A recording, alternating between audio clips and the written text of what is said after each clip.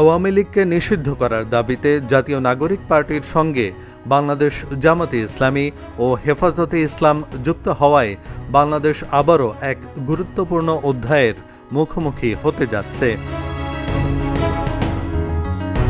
অন্তর্বর্তী সরকারের আইন, বিচার ও সংসদ বিষয়ক উপদেষ্টা আসিফ নজরুল বলেন, আওয়ামী লীগকে নিষিদ্ধ করতে আইনের কোনো সমস্যা নেই।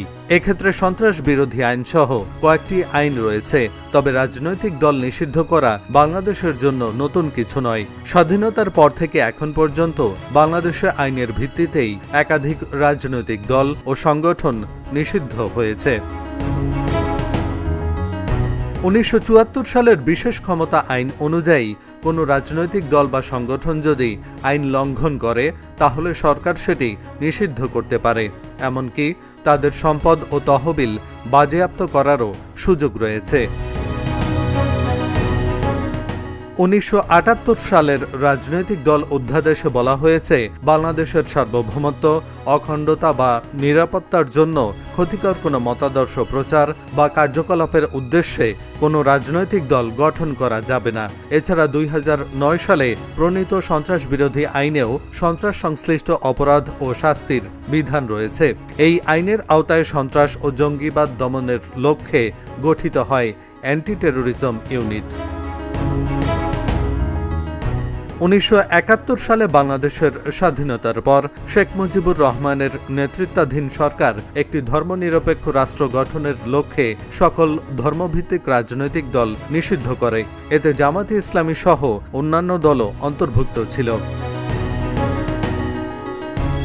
পরবর্তীতে রাষ্ট্রপতি সায়েমের শাসনামলে 1976 সালে জামাতের ওপর থেকে নিষেধাজ্ঞা তুলে নেওয়া হয় এবং 1979 সালে রাষ্ট্রপতি জিয়াউর রহমানের সময়ে দলটি পুরোপুরি কার্যক্রম শুরু করে।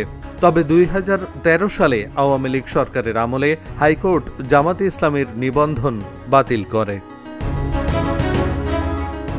2024 সালে আওয়ামী লীগ সরকার দেশব্যাপী আন্দোলনের সময় সহিংসতা উস্কে দেওয়ার অভিযোগে জামাতকে সন্ত্রাস বিরোধী আইনের আওতায় নিষিদ্ধ করে। তবে গত বছরের আগস্টে অন্তর্বর্তী সরকার প্রমাণের অভাবে এই নিষেধাজ্ঞা প্রত্যাহার করে। একই বছর জামাতের ছাত্র সংগঠন ইসলামী ছাত্র শিবিরও নিষিদ্ধ হয় এবং অন্তর্বর্তী সরকার ক্ষমতায় আসার পর তার ওপর থেকেও নিষেধাজ্ঞা উঠে যায়।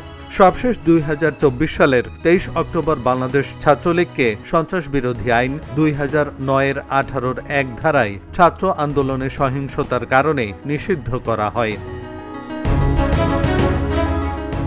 এদিকে গতকাল 10 মে উপদেষ্টা পরিষদের সিদ্ধান্তে আওয়ামী লীগের রাজনীতি নিষিদ্ধ করা হয়। সরকারি প্রজ্ঞাপন একটি 1 পৃষ্ঠার কাগজ বই কিছু নয়।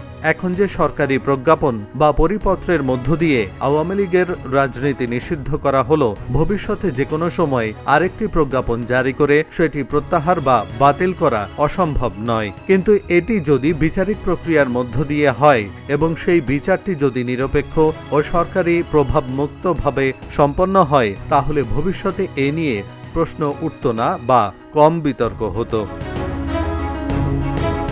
এহসানুল হক, ঢাকা জার্নাল।